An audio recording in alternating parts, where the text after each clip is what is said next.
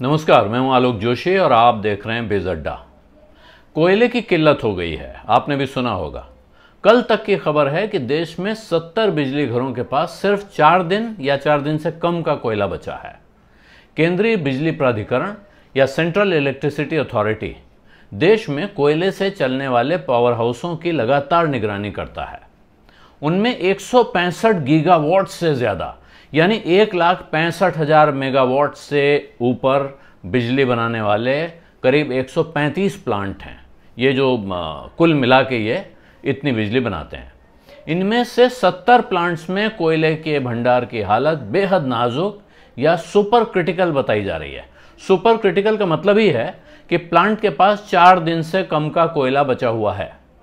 इसके पहले के हफ्ते में यानी पिछले से पिछले रविवार तक ऐसे प्लांट्स की गिनती 64 थी। 6 प्लांट बढ़ गए हैं इसमें। जानकारों का कहना है कि देश एक ऐसे बिजली संकट की तरफ बढ़ रहा है जैसा संकट पिछले कई सालों में नहीं आया था। आज ही केंद्रीय गृह मंत्री अमित शाह ने इस मसले पर बिजली मंत्री और कोयला मंत्री के साथ बैठक भी की है। इस बैठक में मंत्रियों के अलावा दोनों मंत्रालयों के अधिकारी भी शामिल हुए और करीब 1 घंटे तक देश में बिजली की हालत, बिजली घरों को कोयले की जरूरत और उसकी सप्लाई की स्थिति पर चर्चा हुई। इससे एक दिन पहले दिल्ली और केंद्र सरकार के बीच इस मसले पर बयानबाजी भी हो चुकी है। दिल्ली के बिजली मंत्री ने कहा था कि 2 दिन में ही बिजली की कमी से दिल्ली में अंधेरा छाने का खतरा है। दिल्ली के मुख्यमंत्री अरविंद केजरीवाल ने भी इस मसले पर प्रधानमंत्री को चिट्ठी लिख दी और उन्होंने मांग की कि दिल्ली के बिजली घरों को जरूरत भर का कोयला मिलता रहे, इसका इंतजाम किया जाए। केंद्रीय बिजली मंत्री आर.के. सिंह ने कहा कि दिल्ली में बिजली का कोई संकट नहीं है, दिल्ली को उसकी ज़रूरत की बिजली मिल रही है और आगे भी मिलती रहेगी। उन्होंने कुछ प्राइवेट बिजली कंपनियों को चेतावनी भी दी कि अपने ग्राहकों को भ्रम फैलाने वाले एसएमएस भेजकर उनमें घबराहट न फैलाएं। लेकिन दिल्ली को बिजली मिलती रहेगी, इसका मतलब ये नहीं है कि हालात पूरी तरह काबू में हैं। कोयले का संकट सिर्फ भारत में ही नहीं है, ये दुनिया भर में गहरा रहा है। वजह यह है कि बिजली की मांग अचानक बहुत तेजी से बढ़ गई है और उसके हिसाब से सप्लाई की तैयारी नहीं थी। कोरोना की वजह से और मौसम की वजह से भी कोयले की सप्लाई में काफ़ी गिरावट आ चुकी है। अंतर्राष्ट्रीय बाजार में कोयला काफ़ी महंगा होने की वजह से इंपोर्ट भी कम हुआ है और देश में कोयले का भंडार भी ज़रूरत से कम है। दिल्ली सरकार तो इस मुद्दे को राजनीति का मोहरा बना रही है।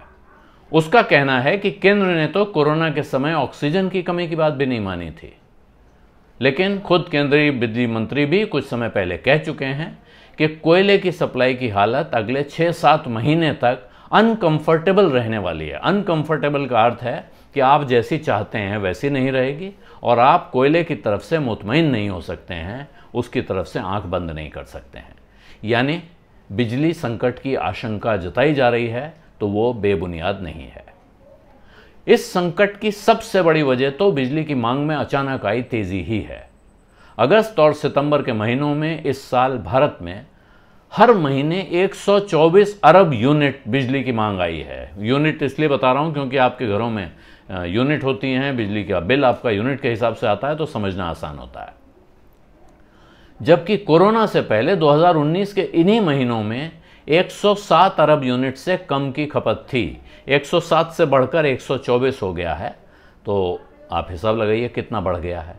और इस बीच देश के कुल बिजली उत्पादन में कोयले की हिस्सेदारी भी, जो 2019 में 62% से कम थी, अब बढ़कर 66% से ऊपर जा चुकी है। इसी का नतीजा है कि देश में कोयले की खपत भी इस दौरान करीब 18% बढ़ गई है। जितनी खपत होती थी उससे 18% ज़्यादा कोयला चाहिए। विदेशों में कोयला महंगा होता जा रहा है और इस साल भारत में बारिश लंबी खींचने की वजह से खानों से कोयला निकलने का काम भी काफ़ी कम हुआ है। ख़ासतौर पे जो ओपन क्वेरी माइनिंग होती हैं, बहुत सारी खानें आपने देखी होंगी, फिल्मों में देखते होंगे, जो खुली खदानें हैं, ऊपर से ही ट्रक भर भर के कोयला निकालते हैं, वहाँ बारिश की वजह से काम नहीं हो पाता है। और जो बंद खाने हैं जिनमें अंदर से, वहाँ भी पानी भरने का संकट रहता है। और यही वजह है कि जिन पावर प्लांट्स में 15 से 30 दिन का स्टॉक रखना ज़रूरी माना जाता है, ऐसे करीब 70 बिजली घरों में सिर्फ 3 दिन का या 3 दिन से कम का स्टॉक बचा हुआ है कोयले का। एटॉमिक एनर्जी, सोलर एनर्जी वगैरह की योजनाएं तो बहुत हैं, बहुत सारे प्लांट्स भी हैं देश में, लेकिन आज भी इस देश की 2/3 बिजली कोयले से ही बनती है। यही वजह है कि कोयले का संकट जितना दिख रहा है उससे कहीं ज़्यादा गंभीर साबित हो सकता है। बस उम्मीद यही है कि अक्टूबर में कुछ सर्दी आने के बाद बिजली की डिमांड कम हो सकती है, जिससे फिलहाल सरकार को राहत मिल जाएगी, लेकिन ये राहत परमानेंट नहीं हो पाएगी। बिजली की किल्लत का एक दूसरा मतलब भी है, वो ये है कि बिजली महंगी हो सकती है। इसका नमूना बिजली की ट्रेडिंग करने वाले इंडियन एनर्जी एक्सचेंज पर दिख रहा है। जहां बिजली के सौदे होते हैं वहां बिजली स्पॉट में खरीदी जाती है, फ्यूचर में खरीदी जाती है। जिस कंपनी को ज़रूरत है वो वहां से अपना भाव लगाए और ले ले, तो वहां दाम बढ़ता हुआ दिख रहा है। और इसी चक्कर में इस एक्सचेंज के शेयरों में भी जोरदार उछाल आ रहा है। इस साल ही IEX के शेयरों में 180% की तेजी आ चुकी है। यानी आप बिजली खरीदेंगे किस भाव पे बाद में तय होगा, लेकिन जहां बिजली की खरीद फरोख्त होती है उस एक्सचेंज में तो धंधा चमक रहा है। ये वजह है कि शेयर बाजार के पैसा लगाने वाले लोगों को इस वक्त IEX एक अच्छा इन्वेस्टमेंट भी दिख रहा है। बिज़ अड्डा में आज इतना ही। अब इजाज़त दीजिए। धन्यवाद। नमस्कार।